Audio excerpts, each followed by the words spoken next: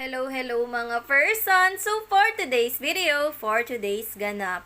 Maaga kaming umalis pagkapasok nga ng mga anak ko sa school dahil pupunta kami ng Daddy Gerson nyo kung saan balak ko mga anak.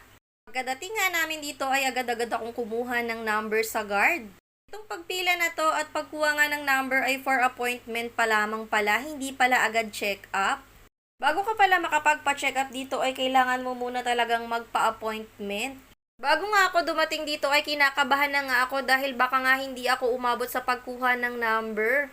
Nagpabili na nga rin ako kay Daddy Gerson ng face shield dahil kailangan niya daw bukod sa naka-face mask ay kailangan naka-face shield bago makapasok sa loob. Nakakatuwa nga at nakasabay ko pa itong buntis na asawa ng pamangkin ng Daddy Gerson nyo. Habang nag-aantay nga kaming matawag yung number namin ay may nag-abot sa amin ng form ng birth certificate at form ng PhilHealth. Para daw in case mga anak na kami ay naka-ready na nga itong mga form na ito. Nakakalungkot nga dahil halos 3 hours akong nakapila doon tapos nung ako na ay hindi pala ako mabibigyan ng slot for check-up. Dahil nga wala akong dalang kopya ng aking ultrasound at ng mga laboratory. At isa pang nakakaloka ay wala yung OB na pinapag-check-upan ko kung saan makakahingi nga ako ng kopya ko ng ultrasound.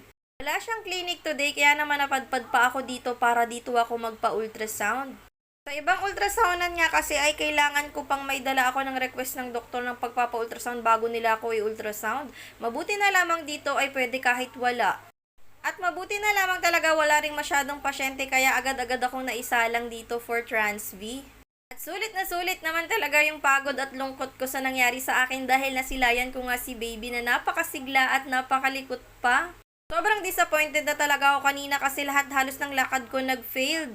Pero habang inu-ultrasound nga ako dito ay tuwang-tuwa na ako at lalo ako na-inspired na asikasuhin yung panganganak ko sa kanya. May kamahalan niya kasing mga anak ng cesarean sa mga pribadong ospital kaya kailangan ko talagang magsikap at makakuha ng slot dito sa pangpublikong ospital.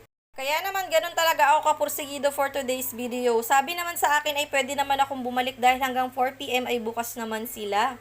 At Diyos ko, yan nga, tingnan nyo naman si baby. Napakalaki niya na at buong-buo na nga siya at napakasigla. Thank you, Lord. Nabuhayan talaga ako ng loob at nawala ang pagod ko.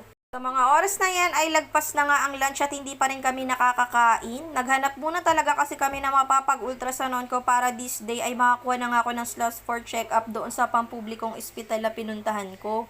Sa paglabas nga namin doon sa polyclinic na yon ay nakita ko nga itong murang mga buntis na dress. Ayan, tig 50 pesos lang, nakakatuwa pero wala pa tayong budget dyan for today's video. Kaya tingin-tingin lang muna tayo mga person. Marami pa nga kaming dapat unahin na gastusin ngayon kaya tipid-tipid muna tayo. Hanggang dito na lamang muna ang video na to. Maraming salamat talaga at nakapagpa-ultrasound na ako. Kaya naman salamat sa iyo Mama Mary sa gabay nyo. See you on part 2 at doon ko nga malalaman kung makakuha ba ako ng slots for check-up.